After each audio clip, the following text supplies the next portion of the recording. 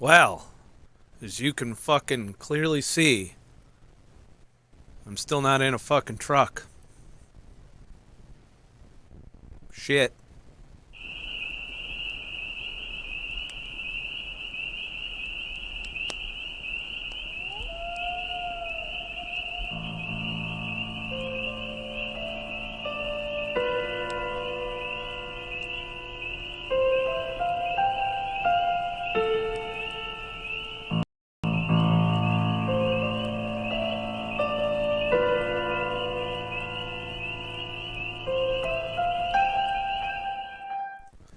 Well, welcome. I'm actually live. Like 100% live. This isn't a premiere. I'm here.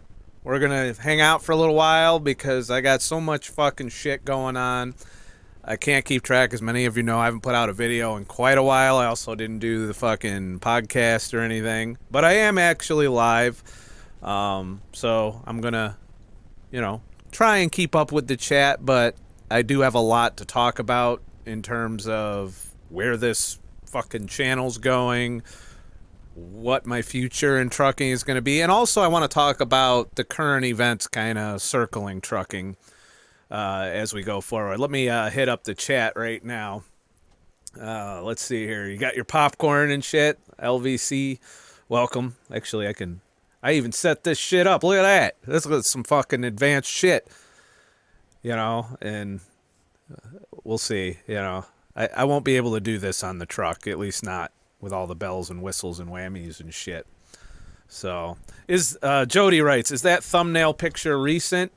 Your face already looks thinner. I've managed to lose another pound on top of the 5 pounds I lost during the fast, so it's going well. I'm not trying to lose weight. I'm just now finishing up the refeed period before I start to consider another longer fast.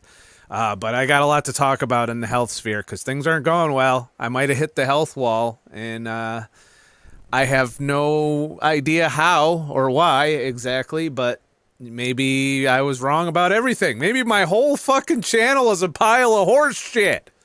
You never know. So let me talk about why I'm not in a truck. As many of you know, this was supposed to be the week. By the end of the week, I was supposed to be in a truck. Well, I went to orientation and I had my DOT physical, and of course, I was a little worried about the COVID shit. Or, I forget I'm on YouTube. I'm sorry. I'm sorry, Susan. I didn't mean to say the C word. But, so I'm wearing my t-shirt mask to get through this horse shit. The one that's cut and as you can see through it does absolutely nothing but keep people away from me and make them stop fucking with me. Well, I wore that into the physical and she made me put on one of those paper ones saying that mine wasn't good enough, but the paper one was, which we all know, thanks to the CDC and the World Health Organization, is 100% false. She didn't hand me an N95, but just saying. Anyways, getting to that. So everything's going along. I'm doing all the bells and whistles, and then she takes my blood pressure. It didn't go well. So I was high. I think it was like 145/92 the first time she did it. DOT wants you at 140/90 max. And you can go up to 145/99 and get a 1 year. But the second time she came back to check me, I was over that. So, I was like, they're like, you have to come back in a month and test again. So I'm sitting here. I don't want to fucking go into the hospital and do all of that shit. I am, as you know, I don't trust them. I definitely don't trust statins and all the other horse shit they put people on. So I'm like, I'm going to tackle this the only way I know how, and that's through lots of fasting. I'm going to try and cut down. I can't eliminate my caffeine, but I can probably get it down for, I could probably be going through caffeine withdrawal next time I go through the fucking thing. This is live, by the way. I just caught that. I'm trying not to get distracted while I'm going through my spiel, but don't worry. Be patient. I'll get to the chat. I just wanted to kind of catch you guys up with what's going on before we can have some banter. anyways, see, I lost my train of thought. See how that goes. So I failed that. So I'm sitting there and they're like, you have to go a month. So I left. I walked right out. I was like, okay, well, this was a big fucking waste of time. And I was upset. It was a rough 2 or 3 days. But thankfully, being not in depression mode, which I could have easily just laid in bed and been like, well, my life's over. I said, well, I got to come up with something. I got to, because I'm still want to hit the road in the Prius. I still want to change my residency at some point to South Dakota. And I want to travel. So I put together a plan to make that happen. So I spent all week signing up for every fucking gig economy thing I could. All Uber, Lyft, fucking all of that shit. I deliver shit. I've been running all over town. I started to make money doing it. I started to, get a routine down to where I won't make trucking money, but with enough patience, I could replenish my emergency fund, replenish my savings that I depleted over the past year, and then hit the road. And some of the gigs are multi-state, so I can do them in any state. So I could work my way across instead of hopping in a truck and saving up and doing all of that. I'm going to get to the chat now, and then we'll get back to what happened, because it's not, that's only the first part of the story. That was like chapter 1 of this fucking shit. So let me get through some of the fucking comments here. Bonnie McKay, Scott, keep your eye on the prize. When it comes to trucking, prize equals Prius camping. The thing is when I did this gig economy shit, that was Bonnie McKay. When I did this gig economy shit, that I was able to do it, but it would have had to been like minimalist. I wouldn't have been able to bring my refrigerator or anything like that. I would have needed room to put cargo and passengers when I'm not sleeping in the Prius. So it would mean like backpacking level of minimalism to do that with using the gig economy to fund it instead of just saving up shit tons of money and then, loading up and going. So we'll see how that goes. The blood pressure thing has got me worried because I could lose my CDL, and, I might get put on disability as a result of that. So I'd have an income, but it wouldn't be nowhere near what trucking would be. So, we'll see. We'll see how it pans out. But that I don't want to get ahead of myself. That's chapter 2. Let me continue with the chat here. Black Heavyweight did a commentary on your video. Did you see it, LVC? No, I did not. Black Heavyweight is not a fan of me. Well, he's a fan, but he's one of those fans that watches to be pissed off at me a lot. And I imagine, I haven't seen the video, but I'm almost 100% sure he was being critical of me because I don't agree with him politically. Is what it is. You're entitled to your opinion. I'm entitled to mine and shit. So there's that. But, Jody, yes, I'm live. Too much stress can cause the same medical industry high BP. Well, as you know, I do research. So I immediately, in fact, I was so pissed off about this. On my way home, I stopped and bought one of those wrist blood pressure monitors. And I'm like, how the hell did this happen? Because I had just finished the long fast. I've been keto since New Year's Day. Now granted, I drink enough coffee to destroy the world. And that can't be it because I've always drank. For the past 5 years, I've been drinking that level of coffee and my blood pressure was phenomenal. So I had to think, what variable could possibly have fucked up my blood pressure? Then it hit me. I've had the coof 3 times. One very recently. So I was like, well, is there a study or something that tells me about the coof and blood pressure? Sure enough, there was a study of 460,000 people. It's epidemiology, so take it or leave it there. But a study of 450-ish thousand people showed that from 2020 to 2022, there was a rise in blood pressure across the board that was not present because they went back to like 2050 because they check your blood pressure all the time. They have all the numbers. So, there was a sharp increase in blood pressure. So there's a lot of factors in that. There's the coof, there's the thing you stick in your arm, and there's the stress, and then there's the people drinking themselves silly, which you might say that, well, you did get drunk and have to quit drinking.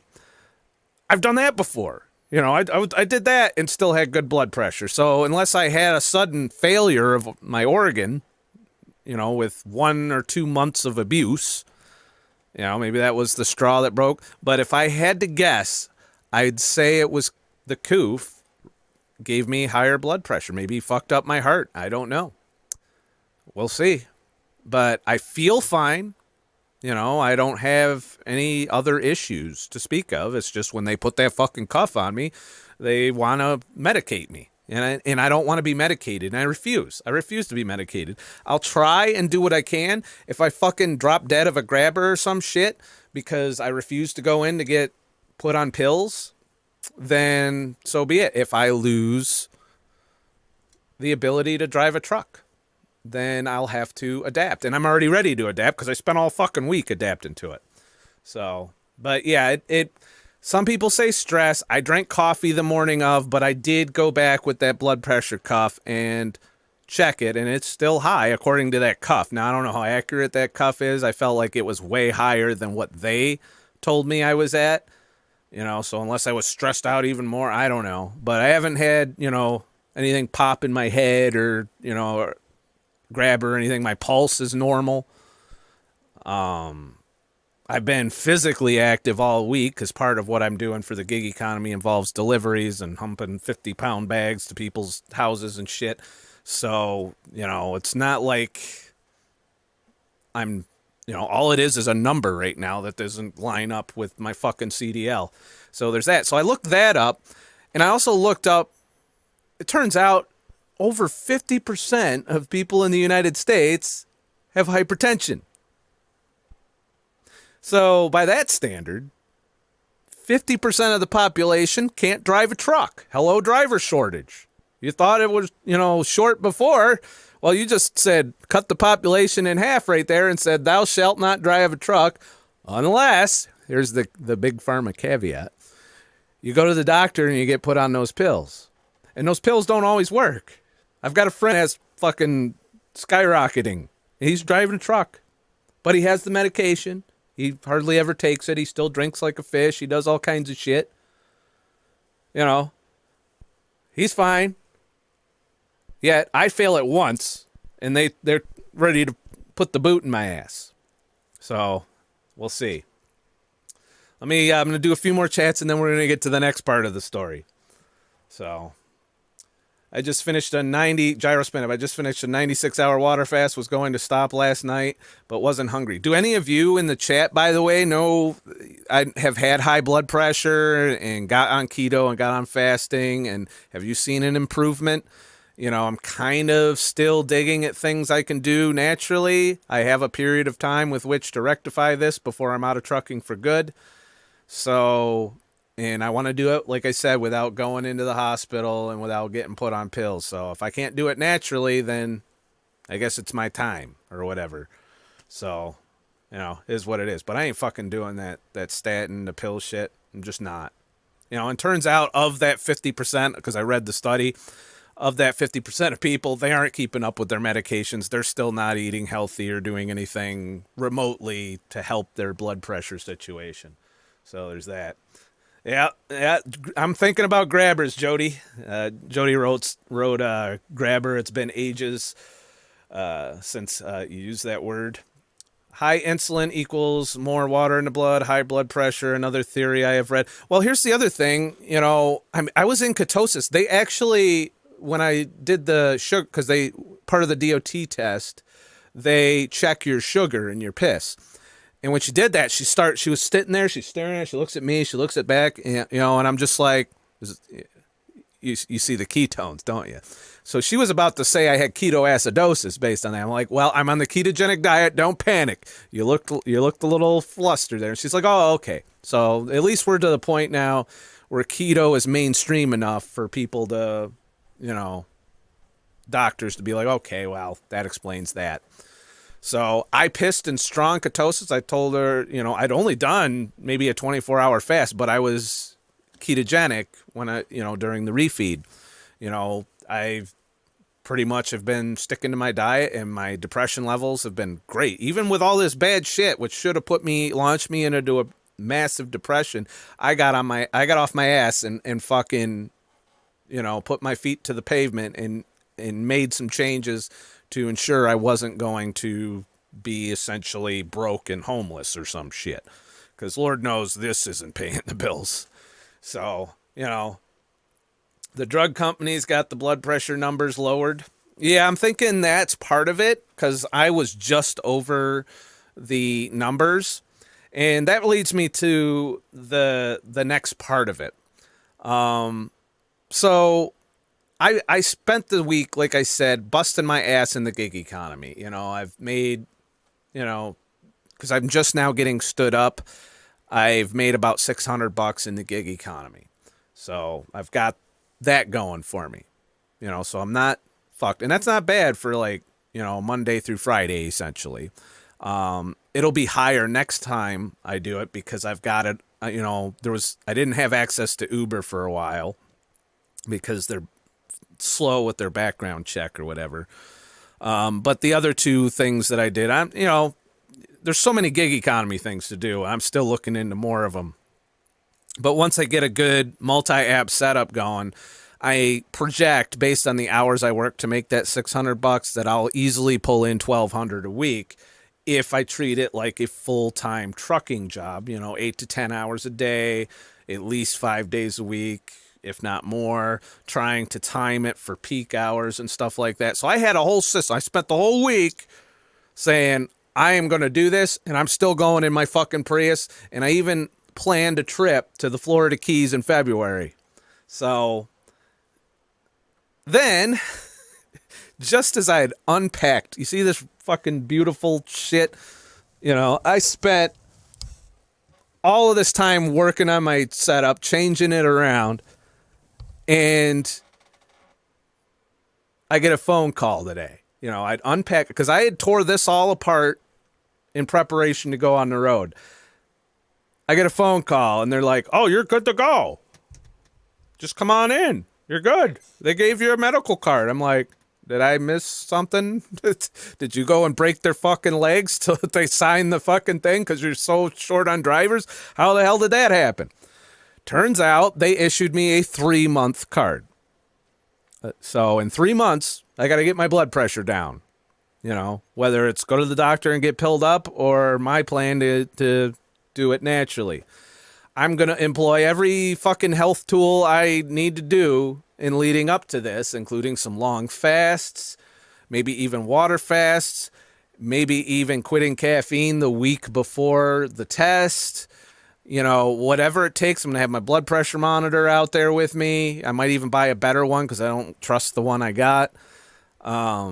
And I'm going to do the best I can, but I ain't going to the hospital. I ain't getting put on meds. And since I'll be over the road, I can't do that anyway. So my hope is in that time period, I'll come back, they'll do the fucking physical again, and I'll find out if I'm going to fucking make it, But I'll be employed at that point. So if I lose the job because of my blood pressure, then I'm eligible for Social Security disability, which I've paid into for years. So then I can do that and the gig economy and move forward. So either way, it's a win. But I really would like to have trucking under, it's been a great parachute, and Lord knows we need it. So let me scroll back up a little bit on my chat here and see what I can see. Bonnie McKay, yes, I had high blood pressure, unrelated, because I won't take pills either. And after the first month on keto, it dropped to normal. Well, I'm hoping, it hasn't been a month of keto yet because I started January 1st. So I'm hoping, and plus I quit drinking back at Christmas, so that should help. Maybe one more long fast, maybe a long water fast, like really push my luck, which will be hard to do, I think. But I'm really hoping I can do that. Jigsaw magnesium is good brand. Well, I'm getting plenty of LVC. I'm getting plenty of magnesium because I do Epsom salt baths regularly and all of that. So that soaks in through the skin and provides my magnesium without providing me that thing that flushes you and it comes out the other end. So there's that. Let's see what else we got. M Hammer at Jody. Less water equals high blood pressure because blood is thicker, harder to pump, and then arterial inflammation can take place. Well, I don't know. Like I said, this came out of left field for me. I had the best blood pressure ever before COVID, so we'll see. Weird your BP is high. Ketosis keeps mine good. Sorry to hear this. That's the other weird thing, Gyro. I'm in ketosis. I peed ketones right before she took my blood pressure. So keto in the short term, I don't think is enough to get the job done, and especially if it's the coof that caused it. If the coof caused the high blood pressure, what if I can't fix it? What if the damage is permanent? I don't know this. Neither do they. They're just barely looking into the association between the rise of blood pressure and heart problems and the coof.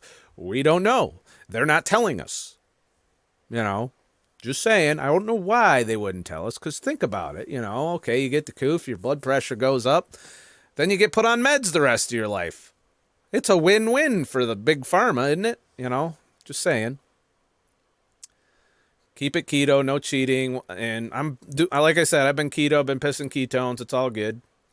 So, but it was surprising, as much as I've given attention to my health over the years, that this is my first sign of hitting the health wall. So lots of advice on here. Blood pressure was fine before you got the coof, was on meds for 6 months, then it came back and down, and yes, low carb. So someone else, Roni, you said that you had it, and you had the coof, and it went up. Then you were on meds for 6 months, and it came back down, and yes, low carb. So if any of you also got the coof and your blood pressure shot up, let me know. I want to know that I'm not the only one. And I wasn't the only one that got booted out of orientation. There was a new guy who was older than me, who just got out of NTTS and came in, and he spent all this money, got a student loan to get his fucking CDL, and he got booted out the door. I wonder if they gave him the same 3 month that they gave me. So, but I could tell when they made that phone call, they're hard up for drivers right now. So I'll go do my time, and who knows, in 3 months, maybe my blood pressure will come down. I'm going to bring my fridge out there. I'm going to shop keto. I'm going to cook on the truck. I'm going to do what it takes to try and to at least have tried my best without going to get checked into Big Pharma's hamster wheel, so there's that. Peaceful Lifter, as we get older, our hearts can't handle all the caffeine. Cutting caffeine 2 years ago. My labs are all normal now. I don't want to hear that. Life without coffee isn't worth living. I'll do it short term if I need to get through that. But coffee's like my last vice. I've given up drinking. I'm giving up carbs. I still have cheat days, but there's that. I won't be having a cheat day before my 3 months is up, though. I'm doing long fasts. I don't do much in the way of things that are questionable to my health, and caffeine's one of them. Like I said, that hasn't changed. That's been that way for years. And yeah, I got a little bit older, but I'm 46. If I'm hitting the health wall because I drank coffee, something's wrong, And before that, I drank soda and all that shit. And you guys know that journey. And who knows? I probably had bad blood pressure back in the day. So maybe I already fucked myself up a long time ago, and I was just in remission these past 5 years. So there's that. Would carnivore lower pressure? I don't know. I'm mostly ketovore as it is. It's mostly meat and fat in my diet anyways. Very few things I add back in when it comes to, there's a little bit of nuts and a little bit of low-carb ice cream to help make it sustainable. And that's what I do. But I'm not big on our agriculture system either. So, let's see here. I think you just got to keep on the keto train. After a few months, your BP will drop to normal. We'll see. It's going to be 3 months of anticipation. So, bottom line, I'll be back in a truck probably by the end of next week. It's already lined up. I've just got to, do the drug test. I got to go through all the paperwork that's involved. And they're ready. They're ready to put me on the road. And they went out of their way to contact, because I gave up. I was like, okay, well, I guess it's me and the gig economy and my channel going forward, and my podcast, which, don't worry, I'll try and get one out. It's going to be hard because I do have to get in the truck this next week. So I'm going to try and record one and pump it out before then, especially since I put all the work into the studio to make it fucking happen. So, be patient these next couple of weeks with the content, because it's very hectic right now, because I have to repack this weekend. I have to get ready again, and I don't know. But the good news is there'll be good content, because for 3 months I'll be on the road. So at the very least, hopefully longer if my health holds out. If I pass, I will continue to truck, and with the original goal, and that's raising a large amount of money, investing, getting my savings up, and preparing to come off the road for another year or two after that. That semi-retirement plan. Work for a while, be over the road, put in all the hours, then jump out and do my own thing. So, but this whole thing kind of led to an epiphany for me when I started to see the changes that are going on with the gig economy. Now we're kind of talking general trucking now, like I promised. The fact that I was hauling around, I've hauled Home Depot, I've hauled Tractor Supply, I've hauled, I haven't done Walmart yet, but they're on the account, Best Buy, all of that. And I'm sitting there realizing that this costs these companies a hell of a lot less than paying a truck driver to do it. So if they had an army of motherfuckers in their cars, they could move freight from point A to point B without trucks. And Amazon's already caught on to this, because I also picked up a driver for, our local Amazon distributor. Turns out they bought a bunch of fucking Sprinter vans that they're hiring anyone off the street to drive. Assuming you have your regular license. You don't have to have a CDL to drive these things. They have a fleet of those. And I picked up one of the drivers and talked to him. They also have Amazon Flex, which I haven't signed up for. I don't know if I want to. Which delivers packages all over town. So, go back 10 years ago, everything was delivered by truck. If it came to your door, there was a truck involved from point A to point B. Even deliveries came in the big, Class B trucks. The only thing that still really came normally was the mail. They drove their little cars around, which didn't hold very much. Now, I think we're shifting to a gig economy because, A, half the country isn't going to qualify to drive a truck because of medicals, unless they change that. B, the lifestyle is not something the newer generations are looking forward to. When I seen the crop of new drivers that were in orientation with me, I'm not seeing a lot of millennials or, a lot of, I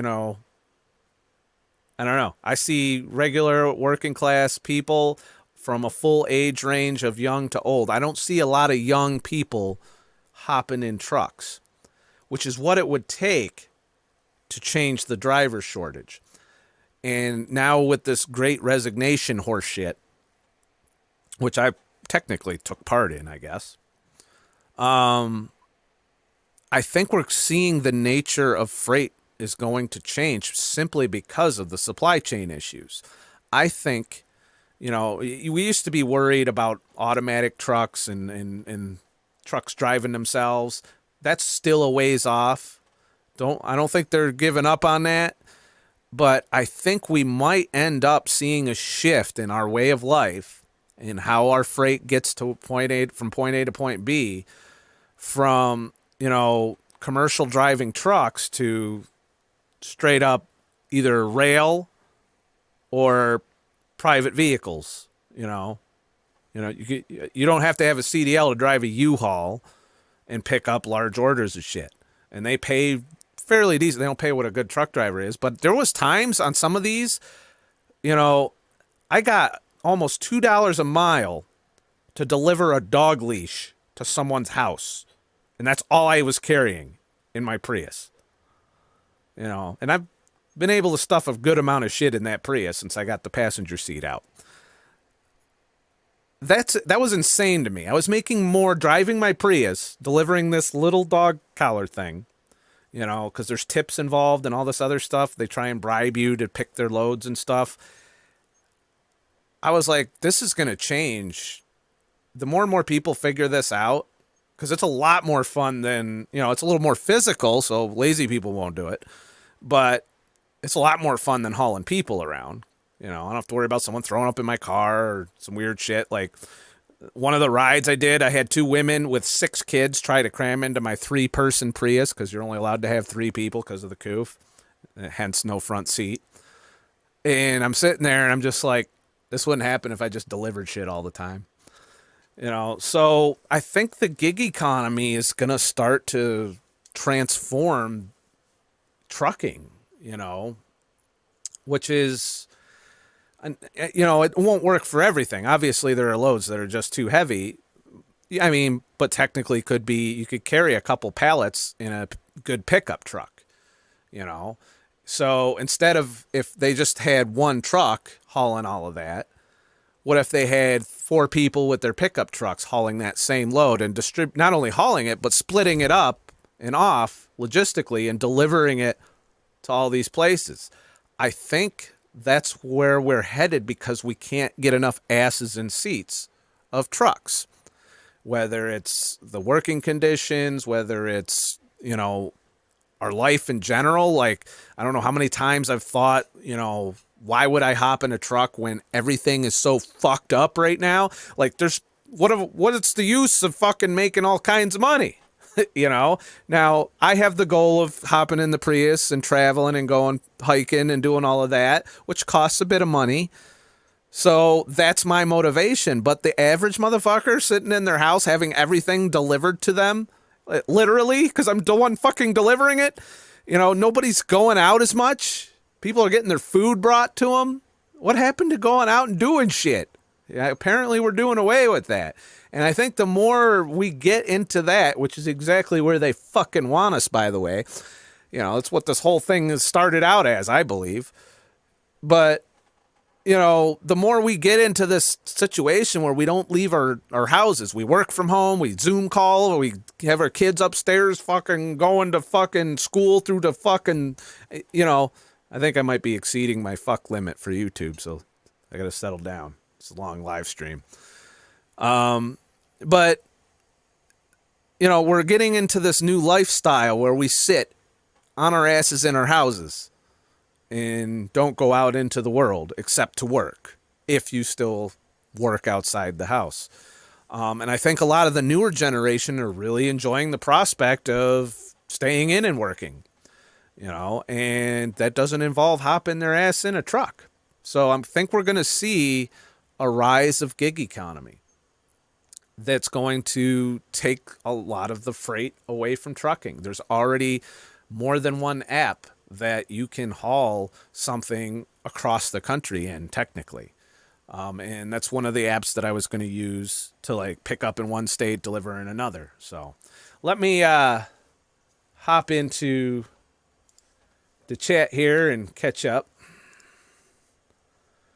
As you can see, I had to uncensor some shit. So, let's see. I already read that.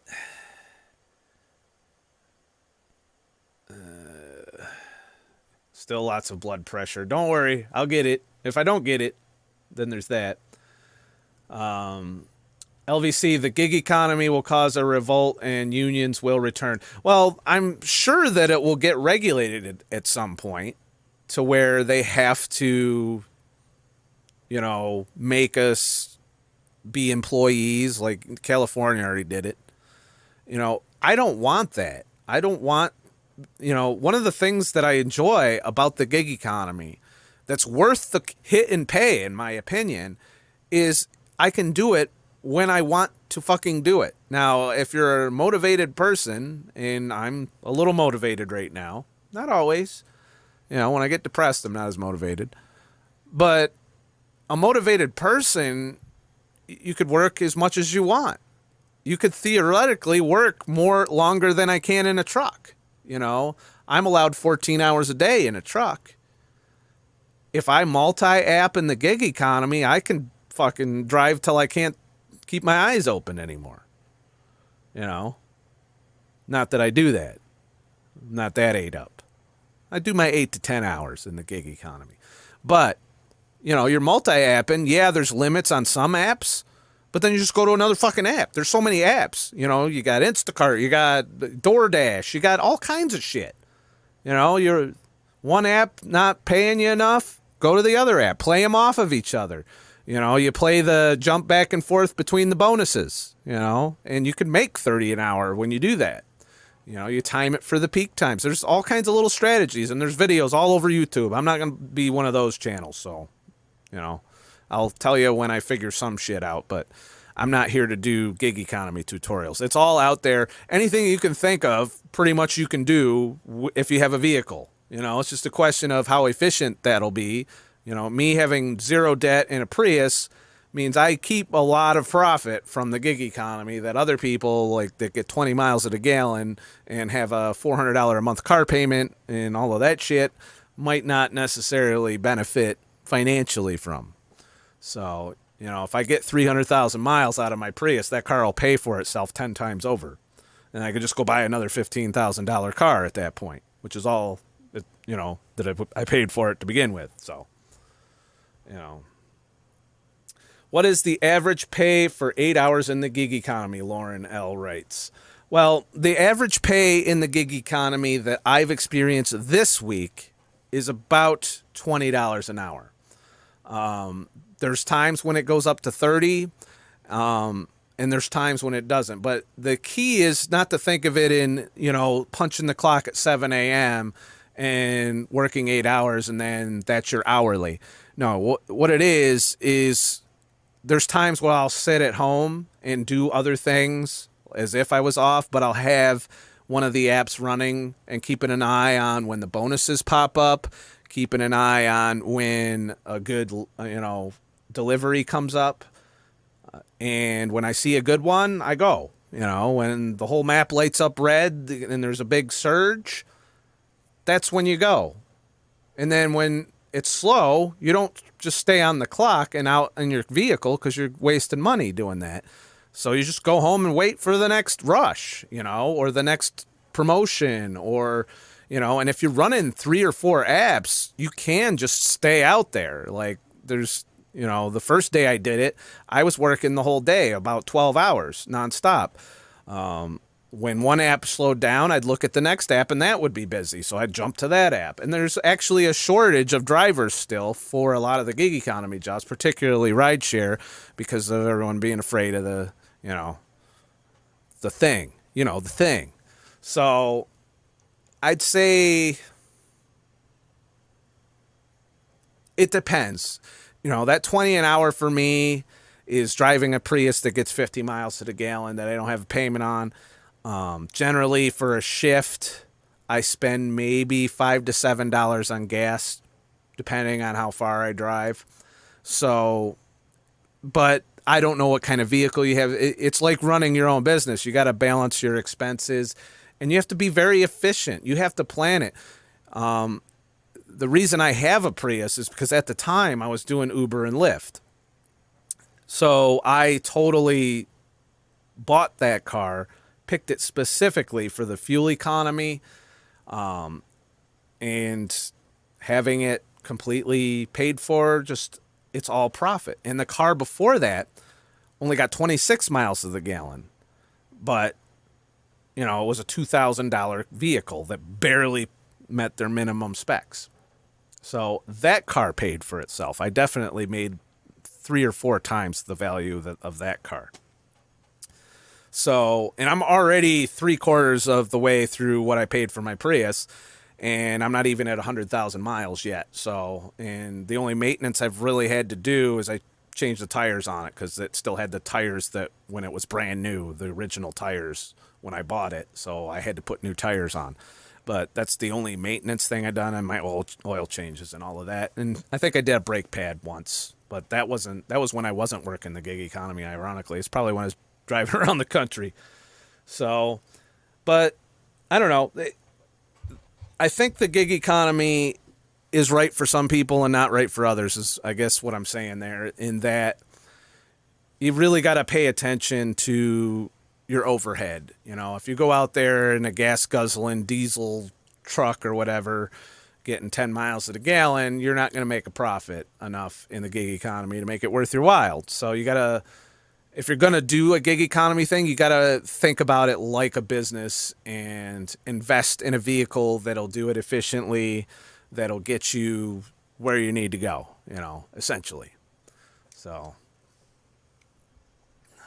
let's see here.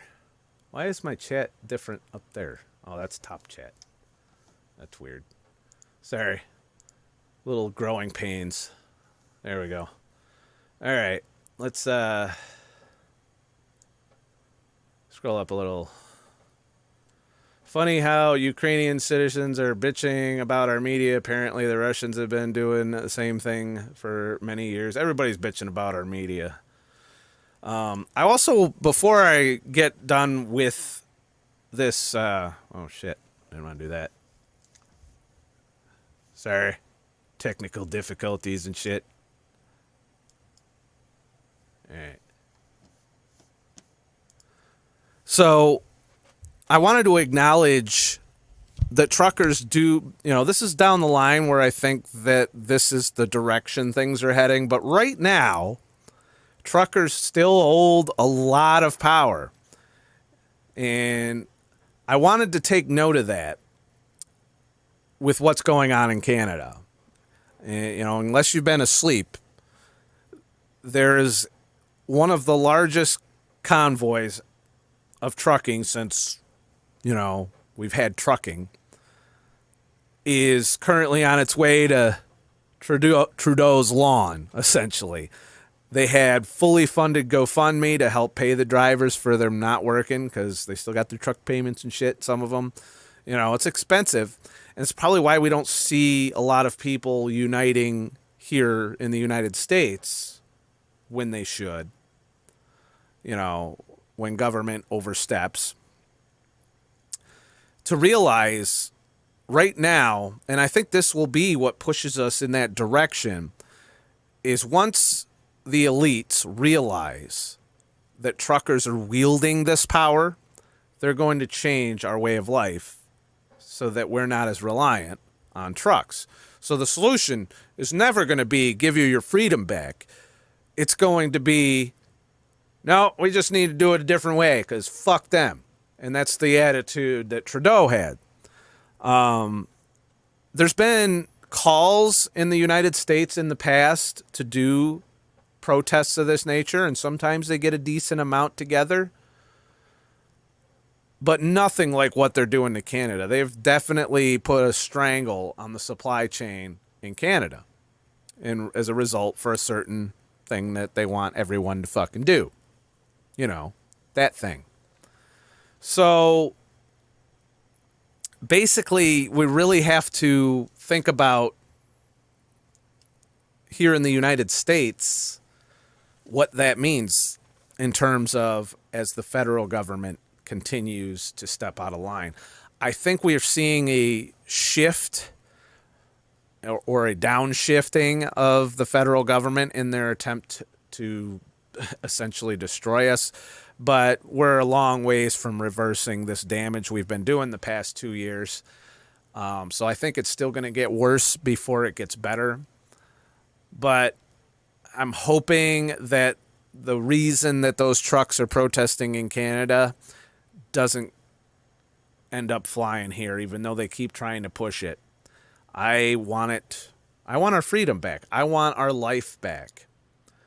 And I felt, being here in New York, I feel like I'm standing by myself. Like, as I've been out, yes, wearing my T-shirt around my fucking face whenever I'm driving for the company anyway. And when I go into a store, not because they're making me necessarily. I've done it a few times where I just go in without it. But it's hard when you are literally the only one not complying. It's very stressful. Maybe that's why my blood pressure was up. Who knows? But it's hard standing alone. And in New York, I've felt that way. I feel like everyone's doing as they're told. No one's standing up for freedom. No businesses are fighting anything.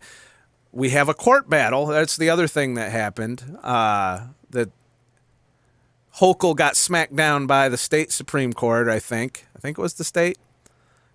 Taking away her emergency powers. Kind of like what happened in a few other states early on. Saying that the legislature should be the one in charge of this and we shouldn't have governors making these kinds of rules. However, she did appeal the smackdown of the face mandate. And so it's still in place. So everyone's still rocking around. I was ready to rip shit off when I heard the first fucking announcement. And then I heard a day later the appeal went in. And now I'm hearing by Monday we should know whether or not it's going to be upheld or not. So meanwhile, I've been to Pennsylvania doing the gig economy. I wanted to do a test run on traveling with the gig economy. So I went to Pennsylvania, did a few runs, deliveries down there, and then came back up. No masks over there, employees at certain places, but customers weren't wearing masks, at least in the small town I went to. So, but everywhere I've been to, all the small towns and the big cities here in New York are fully compliant. They're just doing their thing. I've even seen somebody chase somebody down to their car who wasn't wearing a mask. There was like one person in a gas station. I didn't go in, but I noticed he came out and went over and knocked on the dude's window and was like, "Did you need me to give you a mask?" And the guy was like, No, dickhead. Fuck off. Could you mind your business? Could you please fuck off and mind your business? Like today. That's what I want to happen. I want more people to stand up for themselves, but I can't be the only one here in New York, which is why I want to get the fuck out of here, which is why hopping in the truck is a good thing for me right now. Because otherwise I'd have to endure this for another month, or at least 3 weeks before I had the funding to go in the Prius and do it. But one way or another, I was leaving. I was on my way out of here. Whether it took me 3 weeks to a month in the gig economy or whether it's by a truck next week. Whatever it takes, I need a break from that. I need a break from this oppressive fucking environment where everybody's complying and scared still.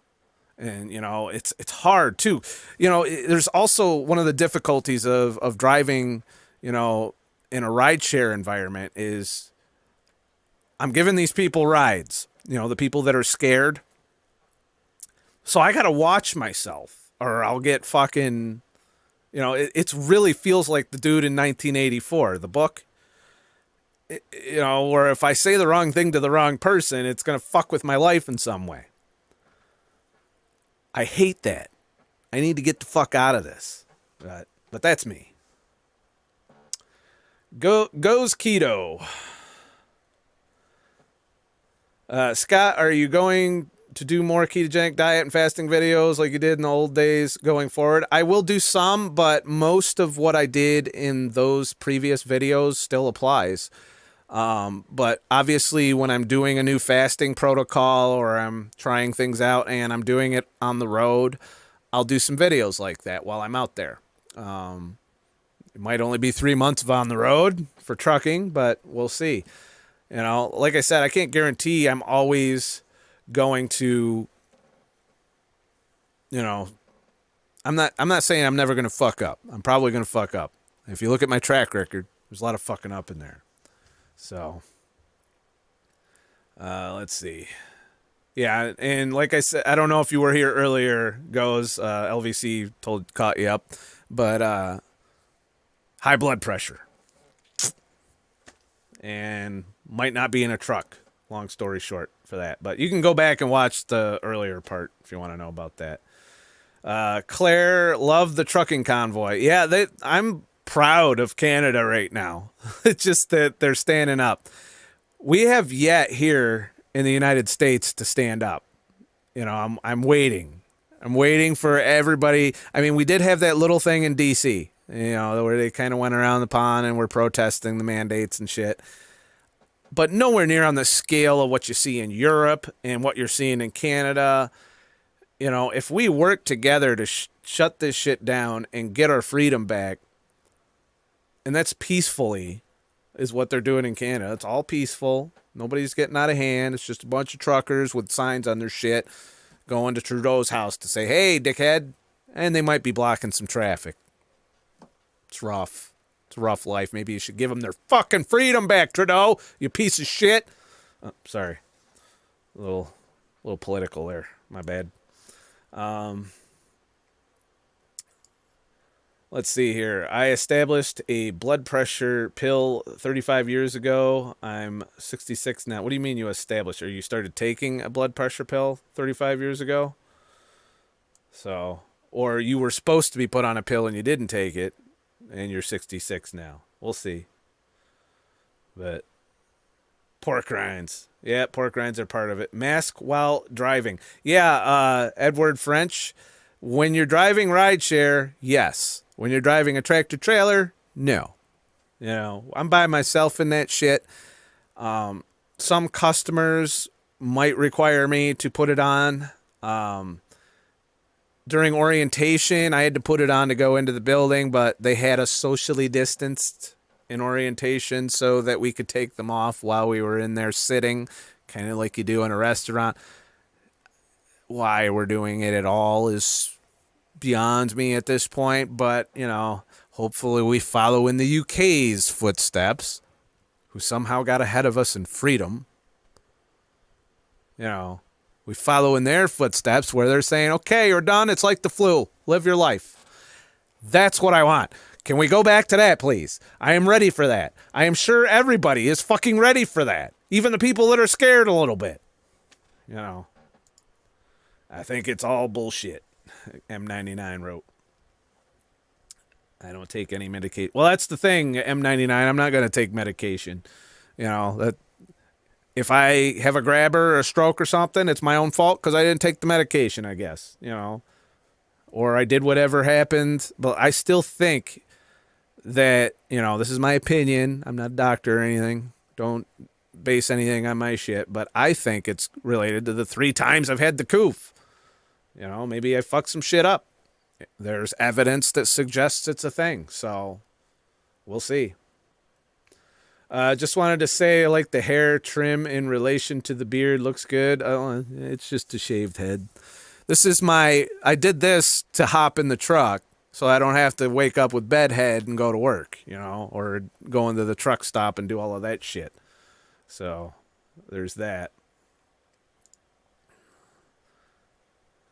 Let's see here. UK here, and it's done here. Everyone's had it. Oh, shit. I don't trust any of the pharma bastards. You know, I wish we would catch up to the UK and... oh, shit. Maybe I got the coof again.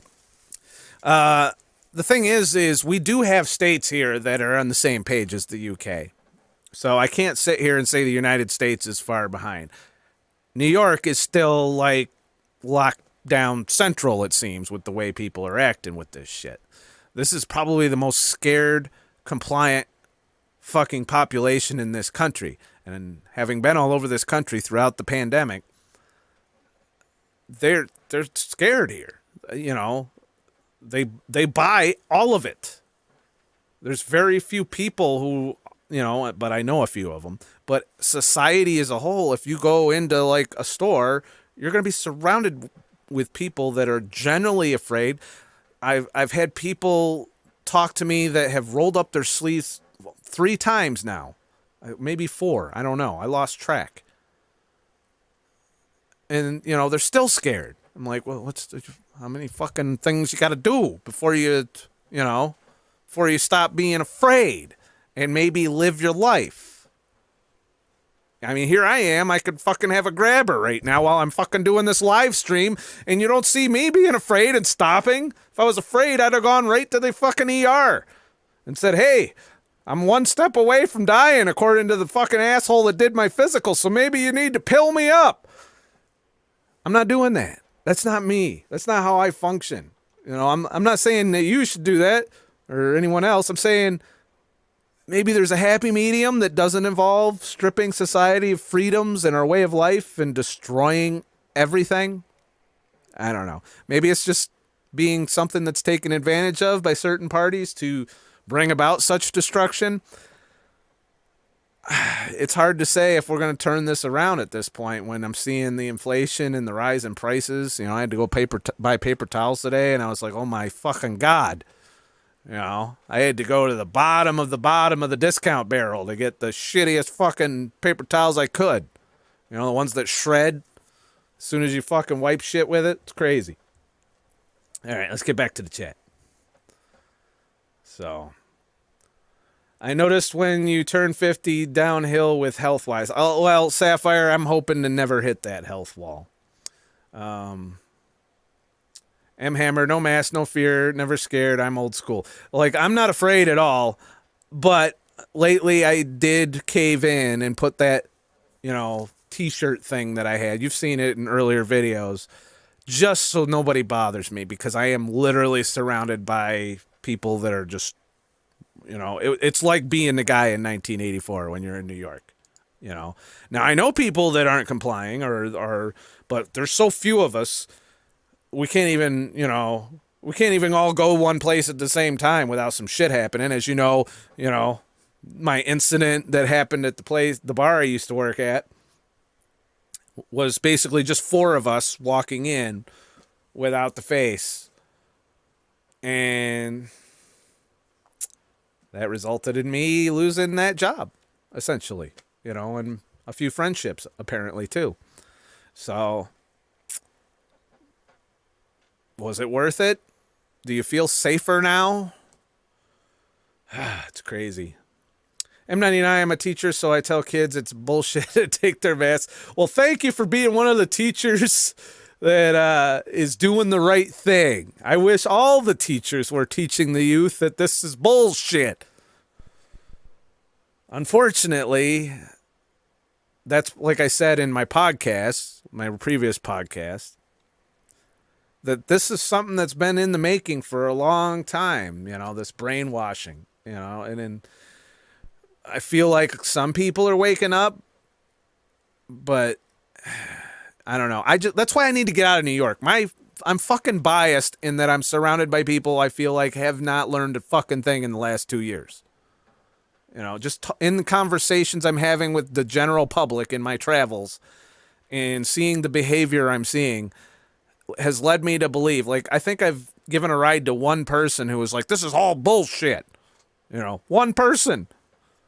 You know, I was working 12-hour shift. I had one person say it, and they said it first, because, like I said, I don't want to get fucked up for that. But, you know, I had one person that was bullshit. I was like, oh, thank God, finally, somebody that wasn't telling me about their 4th booster or whatever. You know, I just wanted a normal fucking talk that didn't involve the coof or anything else that, you know, the great thing about having the front seat out of my vehicle is that dominates the conversation a lot of the time, because people get in and they're like, whoa, guess what? You got no fucking front seat. Can I ask why? I've told that story 100 times now, and I'm so tired. I'm just like, I feel like putting a fucking sign up. It says, yes, I know the seat's gone. What the fuck do you want? It's a seat. You never seen a seat fucking removed before? Sorry, it's triggered. A little bit triggered. We'll see. T. Butler, are you aware the CDC finally stated that blah, blah, blah, blah, blah, offer no blah, blah, blah, blah, blah, even CNN. See, I got to censor this shit. Yeah, I'm fully aware of that. Nobody in fucking New York is aware of that because they're still wearing that same basic bitch mask. I'm just saying, here in New York, you know, not a lot of changes going on here. So I'm really flirting with the line here with what I'm allowed to say on YouTube. So we'll see, you know. I didn't record this either, so if it disappears, it's gone. So be careful. I also tell them their history teachers lying to them, but try to pass the state test anyway. Well, good, M99. I'm glad that you're teaching the youth. You know, maybe you'll plant the seed of free thinking that grows the generations to come after they completely destroy everything. Those kids they'll have a head start as they stand on the pile of ashes that was everything.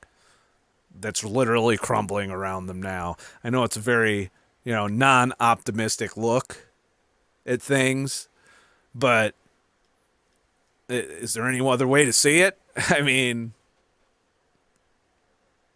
you know, Bitcoin crashed, by the way. The stock market tanked a bit. It's starting to come up a little, but it's not going to go all the way up because a big hedge fund pulled out.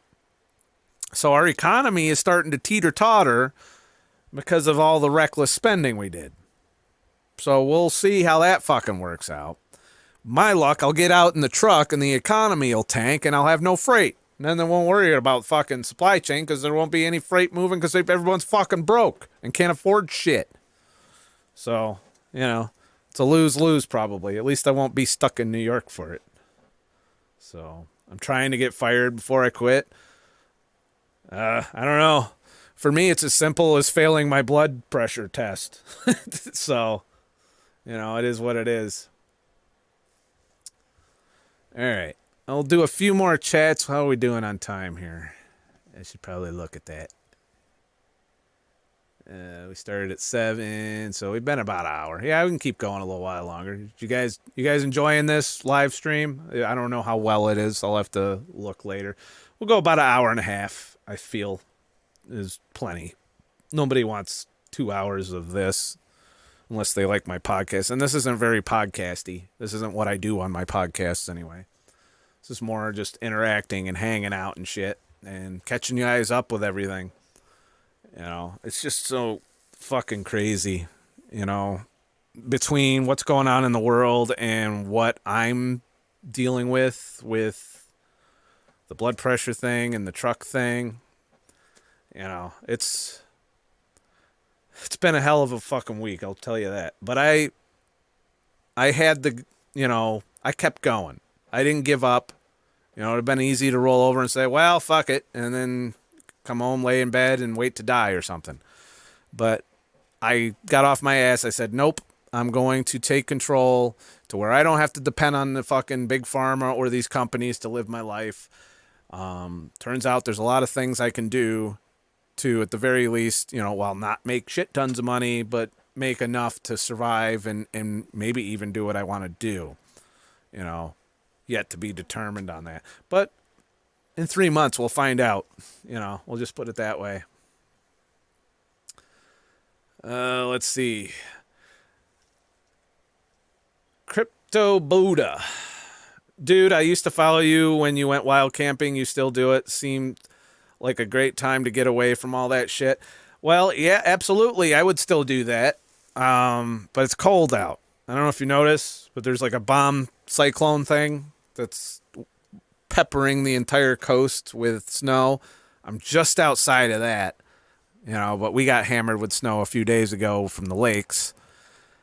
and it's fucking supposed to get below 0 Fahrenheit here in the United States, all the way down to Florida, it seems. Like, I think they're going down to 20 degrees in Florida. They're actually going to freeze. And, like, like, Miami is going to see 20-degree temperatures. Maybe the Ice Age is here, and we're all fucked because of, that other thing that Greta Thunberg's been going on and on about. I don't fucking know, but this is the second time that cold has reached that far south. The first time I noticed it is when I went to Texas and that shit followed me. I was like, what the fuck? I came down here for some 70-degree shit and the fucking, some Canadians sending down all their fucking Arctic air. It's all that weather engineering. I don't have that much of a tinfoil hat just yet. So, Glenn Graham, another biohack to lower blood pressure is to maybe once a day, a week first thing in the morning, on an empty stomach, take serapeptase, what is that? And whatever that other thing is, and some water, guaranteed to improve the heart. I don't know. I do know somebody who works in supplements and a naturopath. And if I can't do it with what I know, I may consider talking to them. The problem with that is, it could be just as sketchy as something that Pfizer puts out, with a lot less regulation. So I'll think about it. To be honest, I don't care if my blood pressure's high. The only reason it's a problem is because it's going to make me lose my career if I don't get it down. If I was just chugging along doing the gig economy thing, I wouldn't be giving it a second thought. I'm like, if it happens, it happens.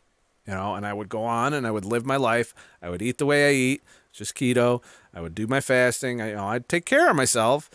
Another factor that could have led to the high blood pressure was the lack of exercise, because I was sitting on my ass for the last couple months. I didn't leave the house hardly. And, all the massive depression, the laying in bed, getting the coof, and then that was a massive nightmare. But surely that's the cause. I'm thinking somewhere between, the drinking binge, the not getting any exercise, and getting the coof. One of those three things fucked up my blood pressure. So the question is it permanently fucked, or can I recover? Can I heal? I don't know. I'm in that age bracket where it might be hard to heal or impossible to heal. Best I could hope for is to manage it. Just the big pharma hamster wheel. Yeah. There's a lot of people managing it with those pills. 50% of the country has it, so there's that. So, let's see here. Looking at the thing. Texas is looking good, but I like New York summer and family. New York summer is nice when it's not, a fucking communist nightmare like it's been.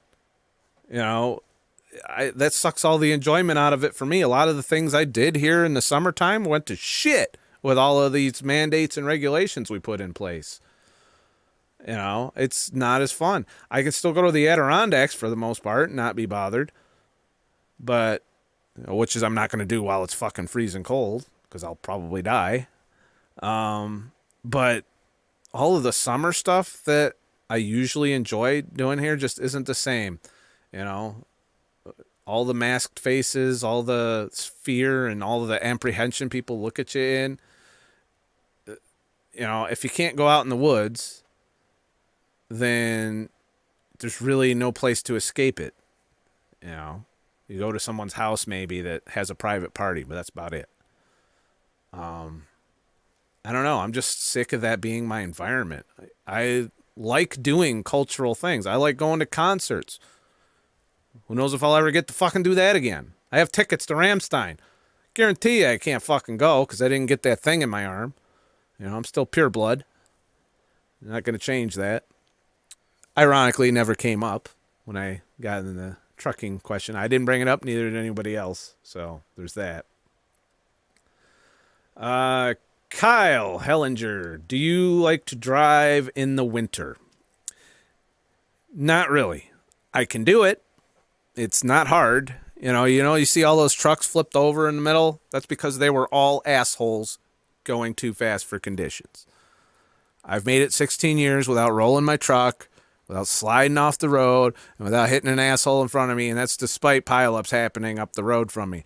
And the reason that I've gone so long without ever rolling my truck over in the winter is because I slow the fuck down. 45. If there's shit on the roads, you're going 45. And if you don't like going 45, you pull over and wait for the fucking roads to get cleared. That's it. Those are the options. While I'm doing that, there's like fucking trucks doing 70 miles an hour flying past. Some of them with doubles. I love it when I see those rolled over because I knew they were doing that stupid shit. All it takes to drive in the winter is to slow the fuck down. It's not hard. Following distance, slowing down. They teach it. It's the fucking first thing you get into the trucking industry. It's the first thing they teach you. All you got to do is do it. None of this, I'm in a hurry, I got to make money.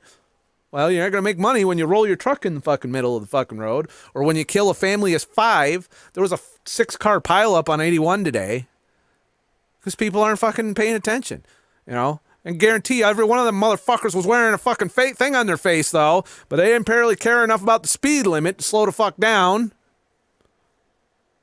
And they get in this huge pileup. I bet you all of them had their 3rd booster, too. It's about priorities and shit, right? We only care about that one thing, when this other thing's way more dangerous and more likely. So, I don't know. Alrighty. Carmen Fringer, pure blood, good way to put it. Someone told me pure blood stuff is going for high dollars for artificial. Okay. I don't know that anybody wants me to make a contribution in that department, but hey, maybe that's how I'll make money when everything else fails. So there's that. There's YouTube channels featuring truck drivers, and it's what are you talking about? Sapphire. Let me scroll. Did I miss something cool? Chiropractor will give you a 2-year card. I don't even know what the practitioner was that examined me, but I didn't have a warm fuzzy about, the reliability of it. I even told her, I was like, look, I drank a fucking 24-ounce coffee on my way here. Could that be it? And sure enough, at one point with the cuff, I did test myself later, and I did get below, not where it used to be, but down below the threshold for the 2-year. So, and that was like really late at night at the end of the day, and it was a particularly physical day. So I think one of the things I definitely need to do is get more exercise to get that blood pressure under control. But we'll see. Saw a trucker on a car's bumper trying to read the serial number, I guess. Ridiculous. Yeah. I'm sure you know a lot, Rat Lay It Down, because no one cares out there, it seems. The majority of people will ride your ass. They don't take the time to think about that one person fucks up in that scenario and everybody eats it. And driving a truck isn't that hard if you just fucking pay attention to slowing down for conditions. Don't ride the ass at a guy in front of you so that if they slam on their brakes, you're not going to roll over them, and I don't know. All that being said, I've tangled with a few people over the years, early on in my career. I think it was my 2nd or 3rd year of trucking. I was going 45-ish, almost 50-ish miles an hour in Iowa, I believe it was. And the roads were icy. It was a straight road. The lane I was in was clear. I wasn't losing traction. I had a very heavy load. So I was just cruising along. And then on the other side of the highway, there was a pickup truck. Turns out that pickup truck didn't have any weight in the back of it, which is a stupid fucking thing to do in the winter. You got to put weight in your truck. Those are made to hold weight. And if you don't have weight in the truck, it's pretty easy to be all over the place. Well, he went into the hammer lane going a full-on 65 whatever miles an hour with no weight in the bed of his fucking pickup truck. And I see him, and I'm hauling flammable hazmat. This is back when I had hazmat. So I'm sitting here driving a big bomb down the road. And this fucker starts spinning out and goes whoosh through the middle like big cloud of fucking snow head on into my lane. So I had a split-second decision. Thankfully, I was aware of my surroundings, so I knew there was nobody beside me. So I swerved, and instead of the head-on collision, he misses my fuel tank by about 6 inches. If he would have hit that fuel tank, I wouldn't have felt it. It would have just been a big explosion followed by the mother of all fires. He crumpled up the dual rim into a ball. That's how hard he hit me. And then he ended up, flat on down the road. And I had the presence of thought that after the collision to not slam on my brakes and do stupid shit because the conditions were shitty.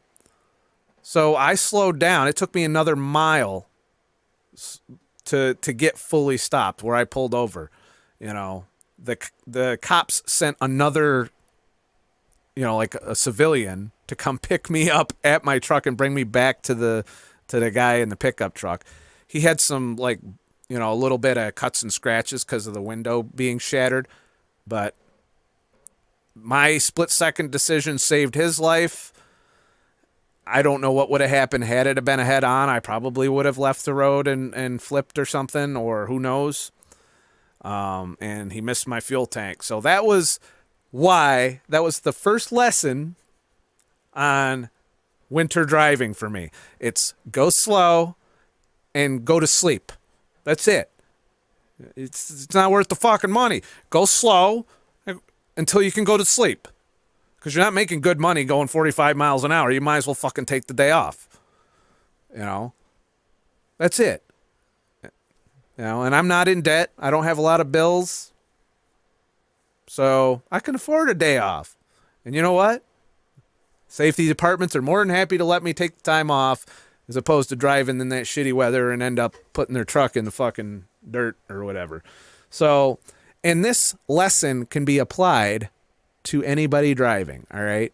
Any car or whatnot. If you feel you need to go 75 miles an hour in a fucking snowstorm and you wonder why you get in a fucking wreck, that's why.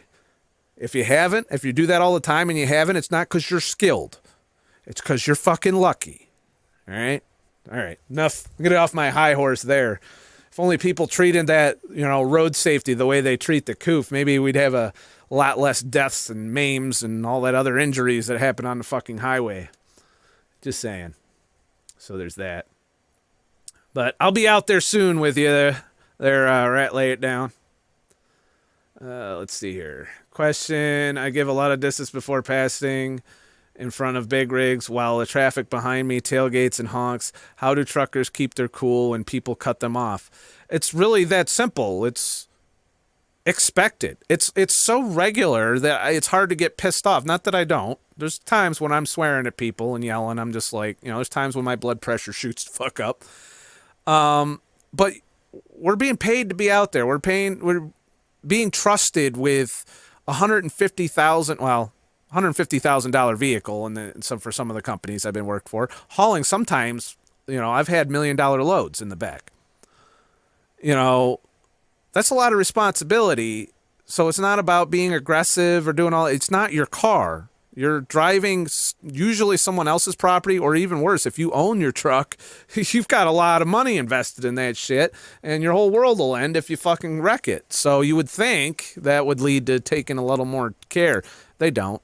But for me, it's just part of the deal. Like, a lot of the trucks I drive are governed to 65 anyway, or lower. Some of them I've driven where you could only go 62. I can't tailgate even if I wanted to. Everyone blows by me. And you know what?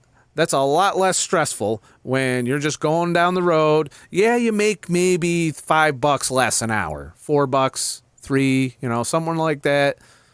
You make a few bucks less an hour. when you're not stuck in traffic anyway. So there's that. You know, a lot of times you'll be barreling down the road and you'll end up stuck in a fucking 40-minute backup anyway. So it really doesn't fucking make a difference how fast you went. So you got to take that into account. But, you know, slow down. If everyone around you driving like a fucking asshole, they won't cut you off if you're going 5 miles an hour slower than them, or even 3 miles an hour slower than them. You know, if someone's riding your ass, there's two options. You can speed up. I don't recommend that one. Or you can slow the fuck down. You know what happens when you slow the fuck down? They get pissed at you. They probably swear at you, maybe throw up the middle finger and yell at you. And then they fucking go.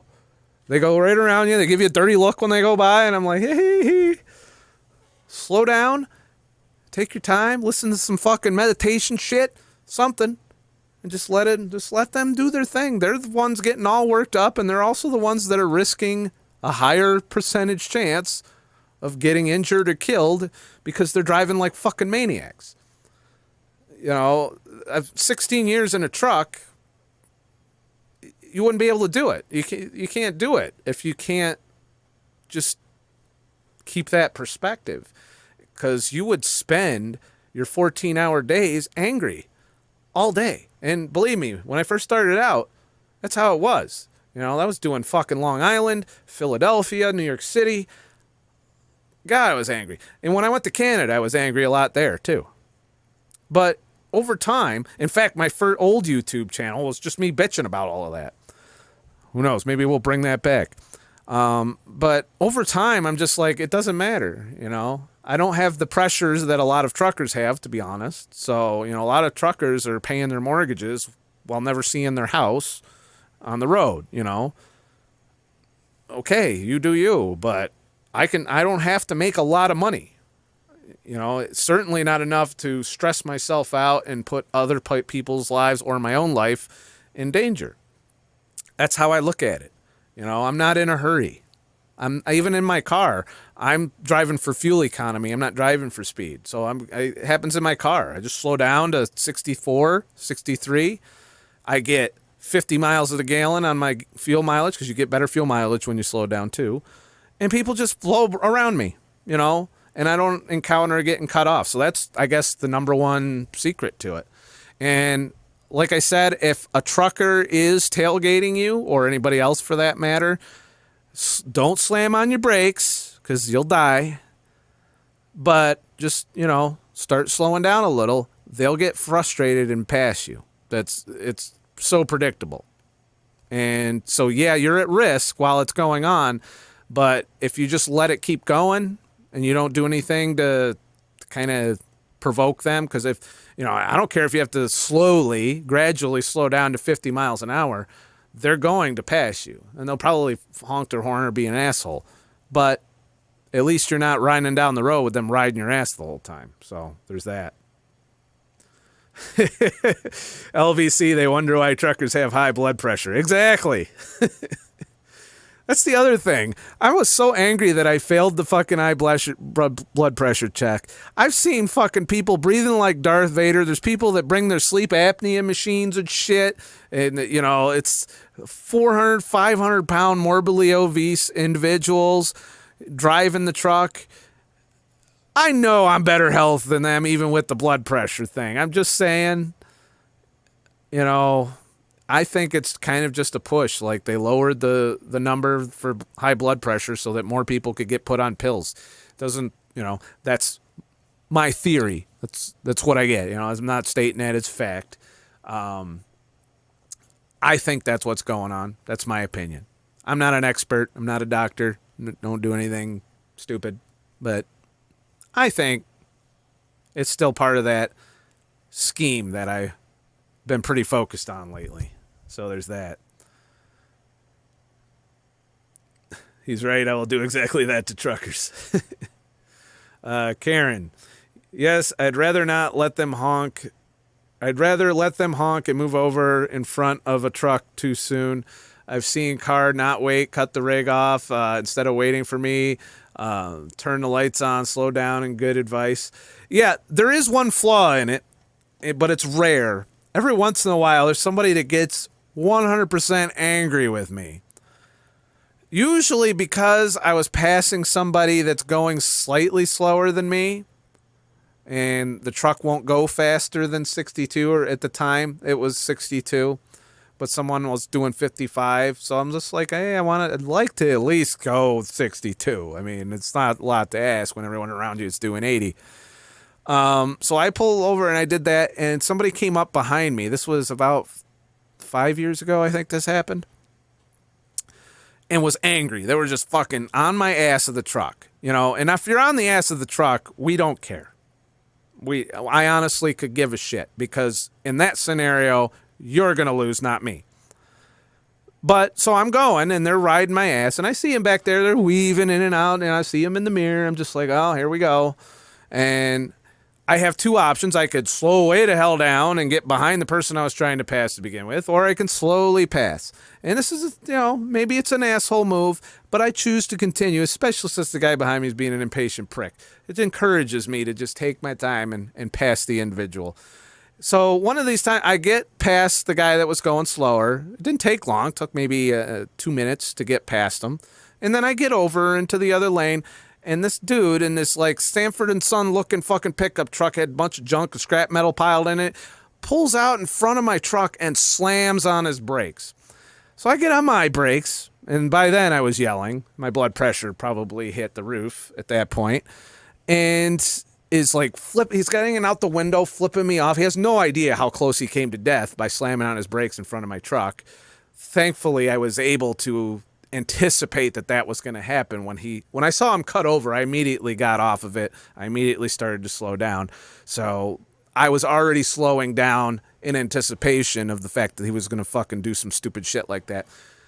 So he did it. He laid his thing. I, of course, laid on the air horn, you know, and then when I wasn't laying on the air horn, I was waving at him, you know, so there was a whole lot of that going on, but that's totally, you know, but it's rare that somebody gets that angry about it. You know, the most you get a finger.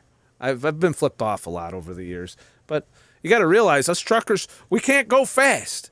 Sometimes we're going up a mountain and we can't even go over 45 because it's fucking uphill and we have fucking full box. You know, you're just gonna have to fucking deal with it. You know, and for truckers, there is a hot tip: stay in your fight. I don't care if the truck in front of you is doing 10 miles an hour slower. If you're going 45, slow down and stay behind the motherfucker. Don't be that asshole that goes 45 in the hammer lane up the mountain. Sorry, you know, if you do that, you're a fucking prick. You know. Sorry, you know, for you other truckers out there that do that, and I see you all the time. If you can't pull the hill at 65, stay in, you know, climb slowly behind. It's the safer thing to do, because you know what is going to happen when you pull out? Some of them don't even fucking pay attention, going 30, 40 miles an hour up a mountain. Is some dickhead in a car is going 80, 70, somewhere in there, and they're going to come up and hit you, the ass end of your truck, and probably die. Is it worth it? I don't know. I don't have any kills on my 16 years of trucking. You know, just saying. So, there's that. All right.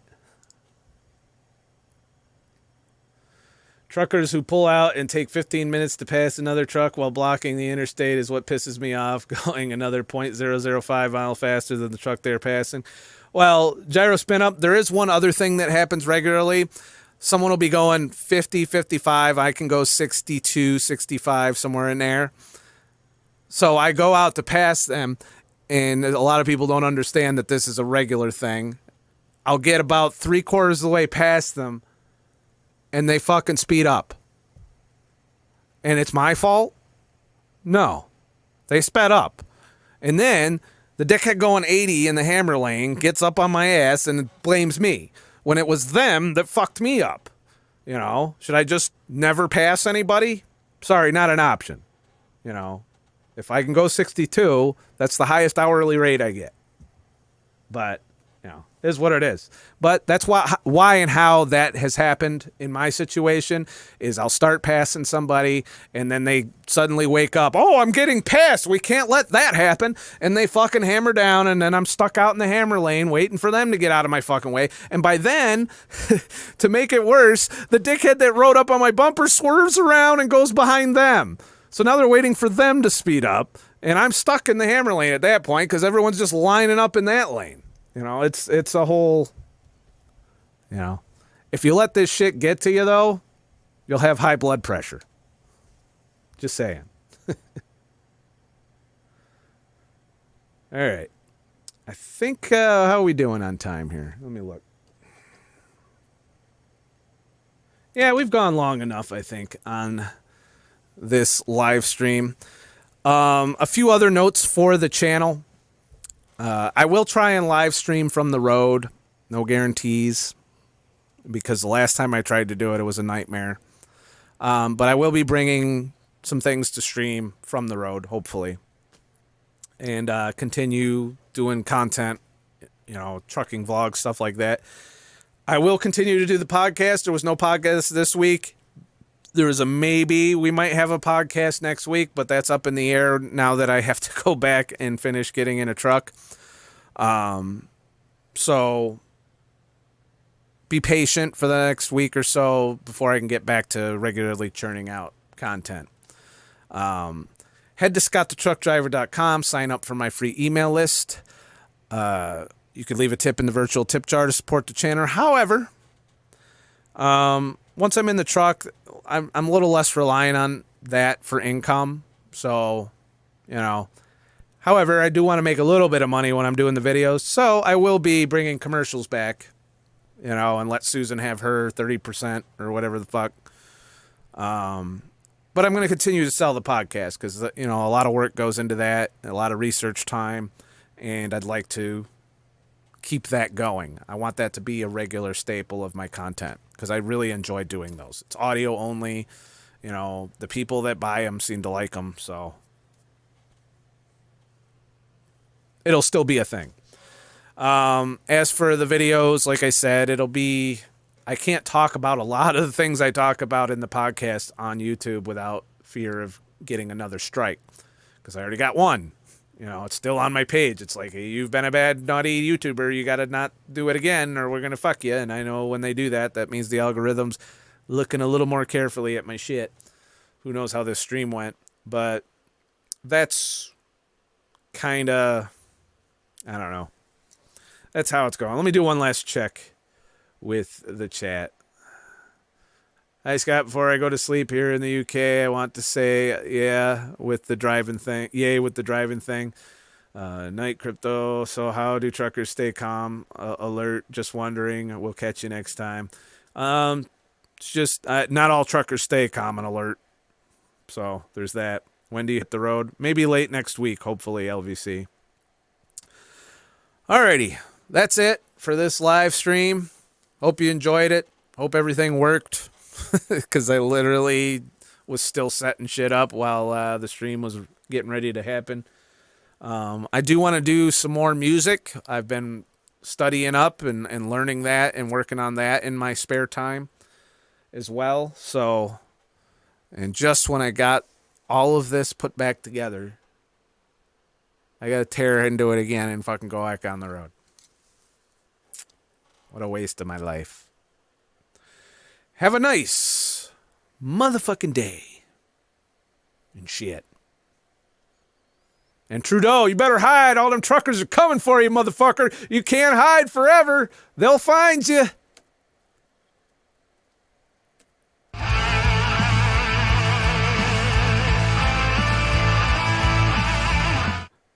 That didn't go very smoothly, did it?